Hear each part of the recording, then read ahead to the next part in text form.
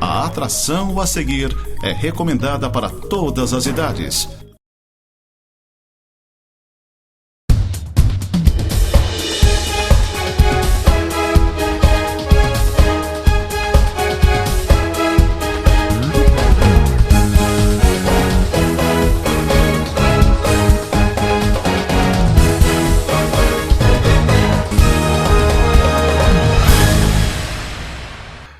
Muito bem, amigos, e cá estamos de novo, com mais um programa na Nova Era TV, nesse novo formato, que aliás eu estou gostando muito, porque aí eu trago vários assuntos, a gente vai falando sobre eles até chegar a uma conclusão e você fica sabendo de muitas coisas.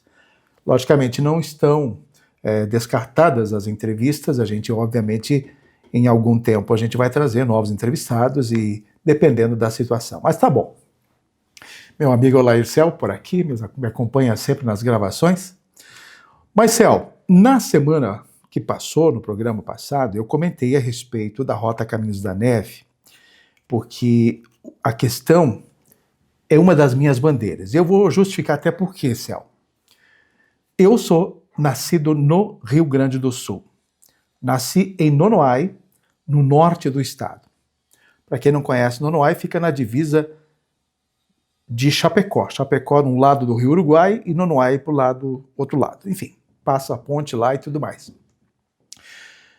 Aí, como é que a gente não vai defender as causas também do Rio Grande do Sul, muito embora eu resida em Santa Catarina há 40 anos, Céu. Fui fazer as contas e impressionantes, 40 anos eu estou morando em Santa Catarina. Bem mais o tempo que eu vivi lá no Rio Grande do Sul. Então, minha gente, quando eu decidi apoiar essa questão da Rota Caminhos da Neve, para quem ainda não sabe o que é a Rota Caminhos da Neve, ela está localizada em São Joaquim, entre São Joaquim, Santa Catarina, e Bom Jesus, Rio Grande do Sul. Há pouco tempo, não digo há pouco tempo, mas uns anos atrás, quando o governador Raimundo Colombo era governador, o lagiano, ele começou o asfaltamento em direção até o Rio Pelotas, correto? Só que por algum problema, quem estava fazendo esta obra era o Exército, o nosso BEC aqui de Lages, mas algum problema houve e a obra foi paralisada 10, 11 quilômetros antes de chegar até as margens da ponte do Rio Pelotas, junto à Ponte das Goiabeiras. Muito bem. De lá para cá, o lado do Rio Grande do Sul também está numa luta de quantos anos, 40, 50 anos, para que seja também pavimentada aquela estrada lá do Rio Pelotas até a cidade de Bom Jesus, que hoje é uma BR, a BR-285, ela foi federalizada, é a BR-285, para que também tenha o asfalto e consiga dar um impacto econômico diferente, melhor para aquela região. Bom, nesse entremeio, agora no governo de Carlos Moisés, vou explicando para vocês tudinho para que vocês entendam. No governo de Carlos Moisés, numa visita dele a São Joaquim, o prefeito Giovanni Nunes conseguiu levar o governador Carlos Moisés até a Ponte das Goiabeiras, que era uma tragédia na vida das pessoas, porque a cada chuva as tábuas da ponte se desprendiam e aquela ponte tinha que ser reconstruída, sempre colocando tábua. Era um risco iminente de acontecer uma tragédia com qualquer pessoa que tentasse atravessar naquela ponte. E quando chovia, então, nem pensar. Muito bem, sensibilizado, o governador Carlos Moisés decidiu: eu vou fazer esta ponte para vocês. A ponte agora está pronta, basta ser inaugurada, ela foi concluída agora no governo de Jorginho Melo. Até falei para vocês na semana que passou. Muito bem.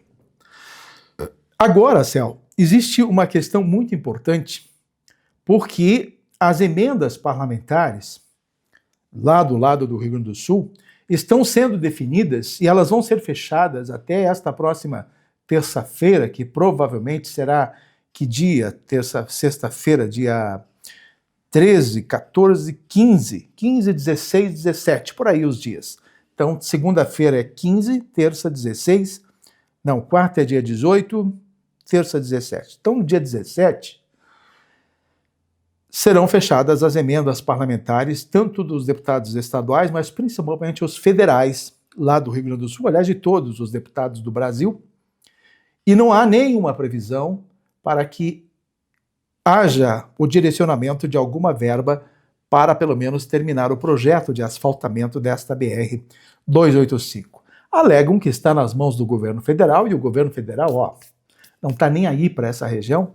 É uma área, uma localização de pouca densidade eleitoral.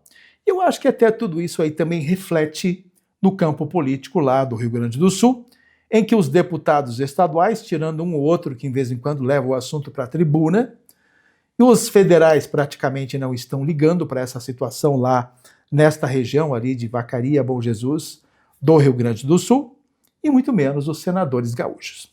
Então isso, Céu, trata-se de uma grande vergonha em se tratando de força política nesta região que não tem exatamente esse tipo de representatividade.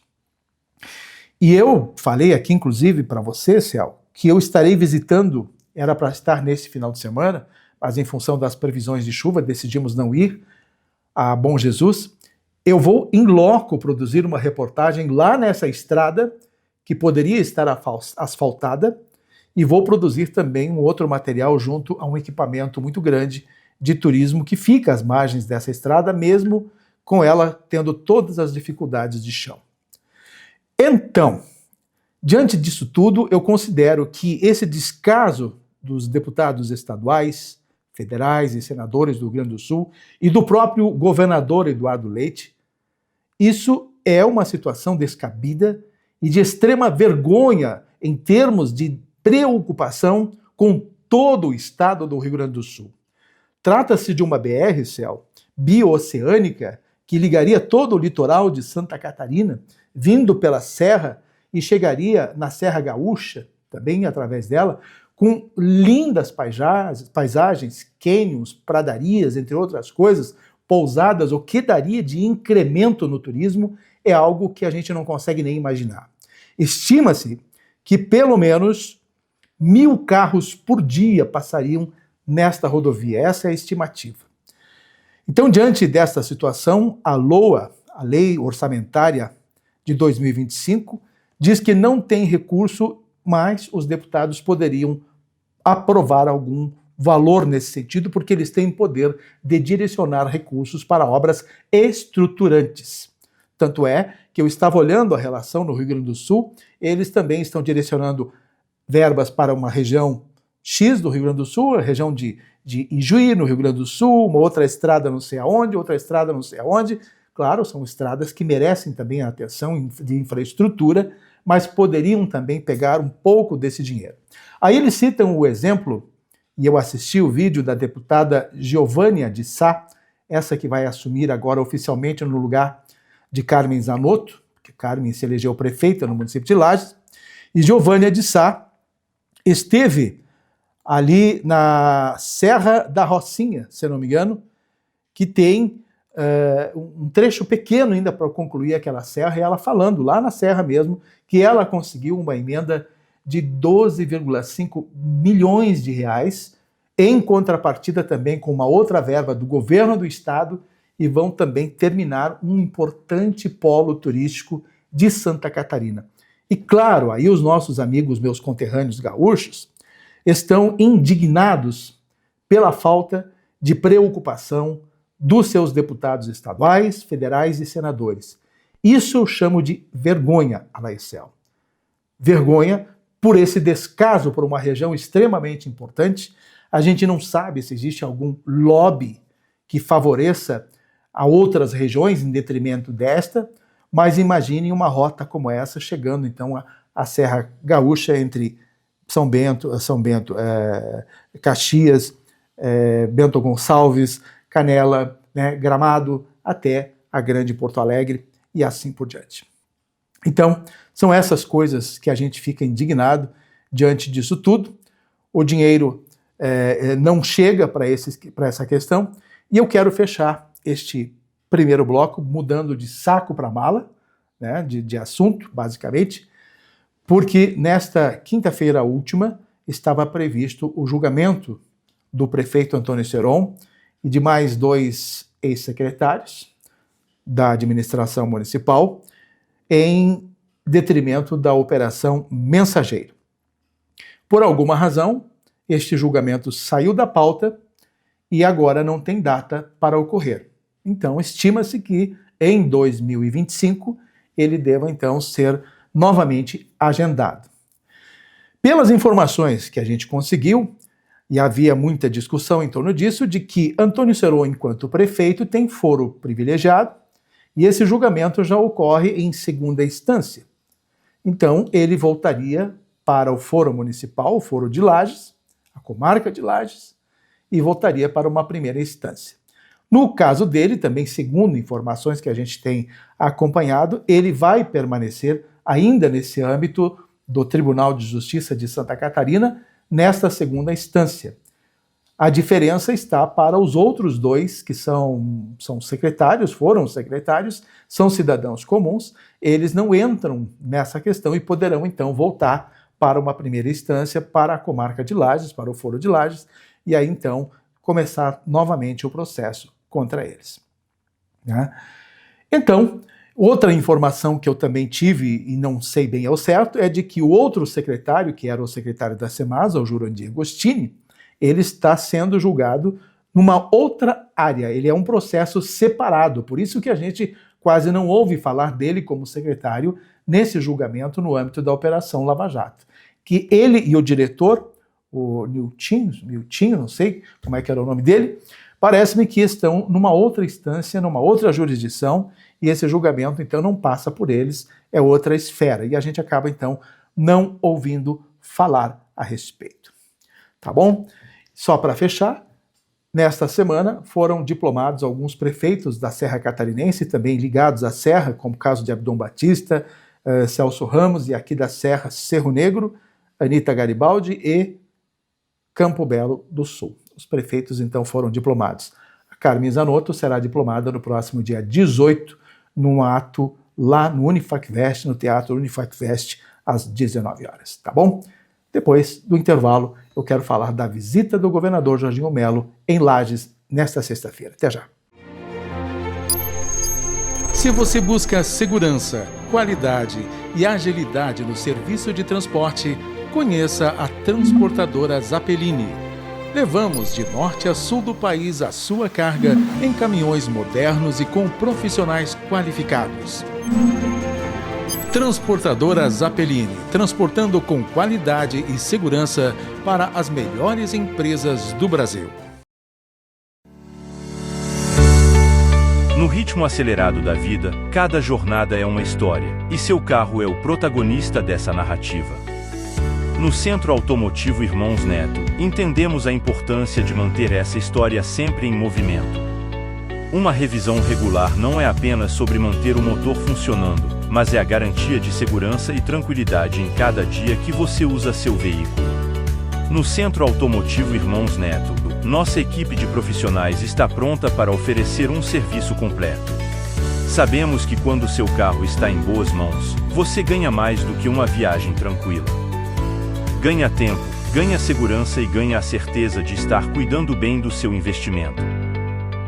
Agende sua revisão hoje mesmo e dê ao seu veículo o carinho que ele merece. Centro Automotivo Irmãos Neto, seu veículo em boas mãos. Aprender brincando é a escola pra você. Do maternal ao nono ano, vem crescer e aprender. Aprender brincando. Matrículas abertas do maternal ao nono ano.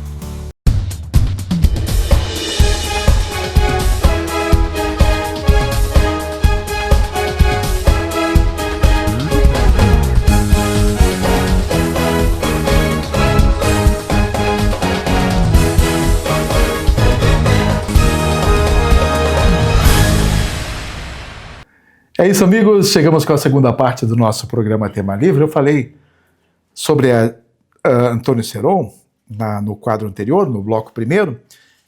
E neste segundo, claro que tem uma relação com a administração municipal, dizer que lamento muito não ver uma decoração condizente com esse período natalino, na cidade de Lages. Algo que nunca poderia imaginar, tamanho descaso da administração municipal, e eu acredito que não fez porque não tinha dinheiro, né?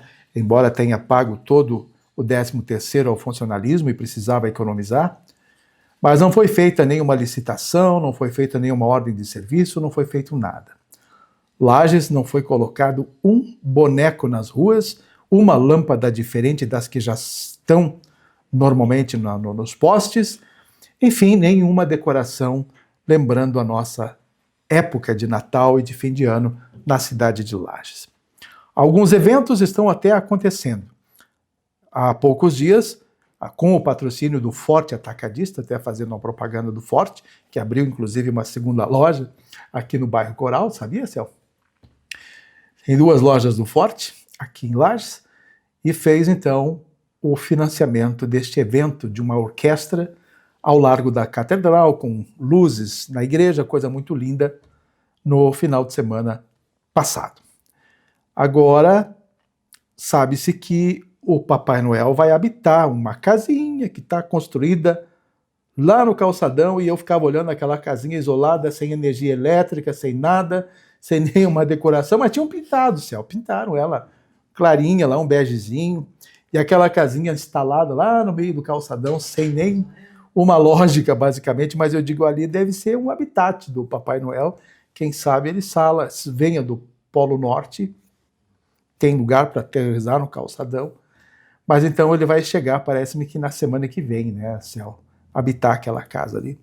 Então será o que nós teremos em termos de movimentação, e graças às vitrines das lojas, a gente tem um clima pelo menos diferenciado. Se você caminhar nas calçadas, as lojas pelo menos fizeram uma decoração, pelo menos isso dá para ver. É bastante triste ver como essas coisas estão funcionando. Estamos também aguardando a nomeação de novos secretários por parte da futura prefeita Carmen Zanotto, que ela havia dito que seria no dia 2, ou seja, na segunda que passou, mas eu acho que nesta semana adiante, então, teremos novidades com relação a novos integrantes do primeiro escalão da Prefeitura de Lages. Muito bem, vamos aguardar todo esse acontecimento, então.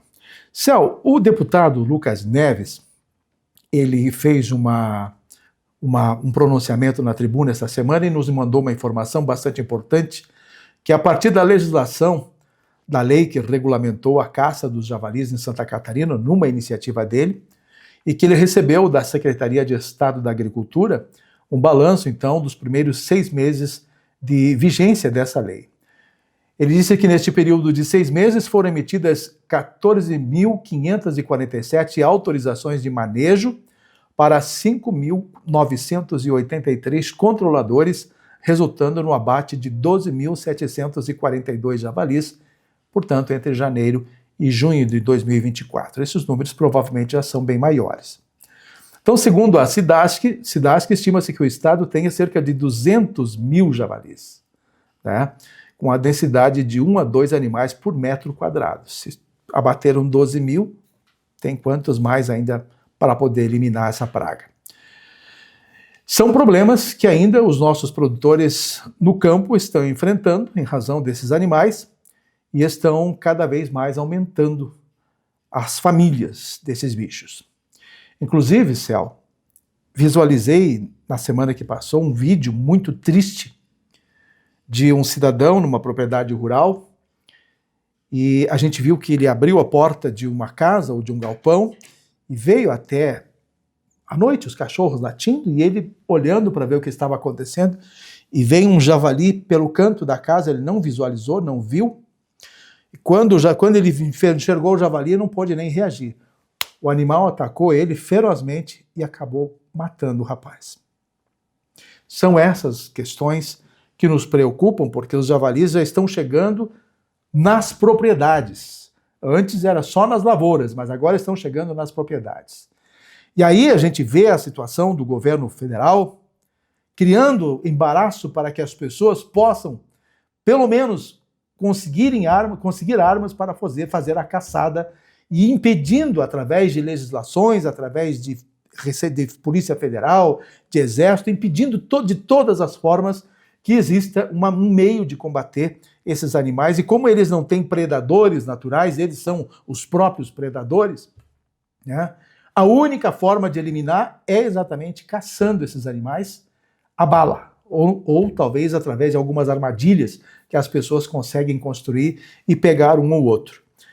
E isso, o governo federal, parece-me que não tem consciência do problema grave que pode criar também em outros segmentos da economia, porque esses animais acabam cruzando e atacando e infestando com as suas doenças peculiares os nossos rebanhos de suínos.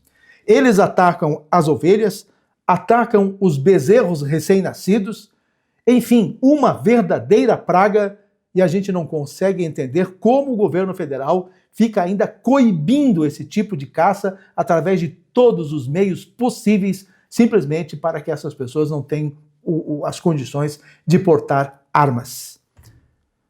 Então são coisas que a gente nem vai avançar muito nessa questão, porque dói na alma todas essas ações bem complicadas aqui no nosso Brasil.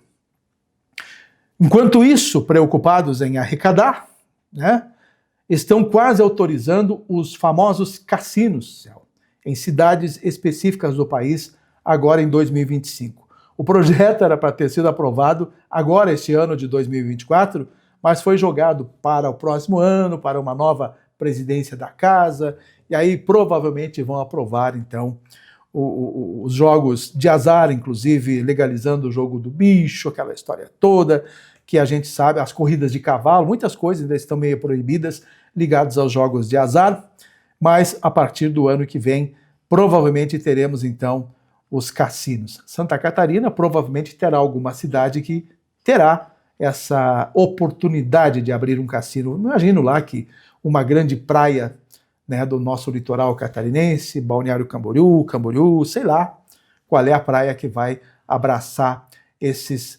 E, obviamente, estão de olho nos tributos, na arrecadação que isso tudo vai dar, porque eu até deixei por último no meu texto aqui no meu blog, que a criação desses projetos ligados aos jogos de azar tem, obviamente, a intenção de arrecadar. Está basicamente voltada para essa intenção. Então são coisas que nós estamos bastante preocupados e muito com relação a isso tudo. Eu quero voltar ao assunto da Assembleia Legislativa. Agora mais partidos hipotecaram apoio ao deputado do PSD, Júlio Garcia. Já o Partido Novo, o PP, União Brasil, PSDB e também agora o PSD, de uma vez por todas, com 2 deputados, o Napoleão Bernardes e também o nosso Mário Mota, hipotecaram de vez o apoio. Afinal, são do mesmo partido, tem que dar. Mas eu imagino que essa conjuminação de ideias tem a ver ainda com as eleições de 2026, num grande achado ou num grande conjunto de favorecimento envolvendo o governador Jorginho Melo, o PSD, o PMDB, o MDB, que não é mais PMDB, também o PP, o Partido Progressista. Então, está tendo aí toda uma negociação possível para ver se tiram da cabeça de João Rodrigues. Eu não sei se essa é uma jogada dele de querer ser candidato ao governo de Santa Catarina, porque ele é da mesma ala da direita de Jorginho Melo, então 2 candidatos ao governo de direita, aí o MDB também se ensaiando, parece que quer lançar um também, o PSDB se ensaiando do outro lado, querendo lançar um também, e aí ficam esses caras de direita brigando entre si, e quem de repente vai pelas beiradas assumir o poder, ou ter chances de ser eleito? Não vou nem dizer quem, porque vocês já sabem, já estão adivinhando. Então são coisas na política, tanto de Santa Catarina quanto nacional, porque a briga nacional está violenta também. Tem gente de Belo Horizonte, de Minas Gerais, lá na região de Minas Gerais, Belo Horizonte, agora o Bolsonaro está indicando um dos filhos dele, está colocando os 2 filhos para poder ser candidatos à presidência. Eu não sei qual é o interesse, mas vai criar mais uma celeuma em torno da família Bolsonaro, e muita gente contra, outros a favor, porque o grande líder ainda do Partido Liberal é o ex-presidente Jair Bolsonaro. Mas, enfim, as coisas estão andando por esse pé, e essa turma parece muito burra, Céu, para mim. Essa direita é burra. Brigam entre eles por sede de poder.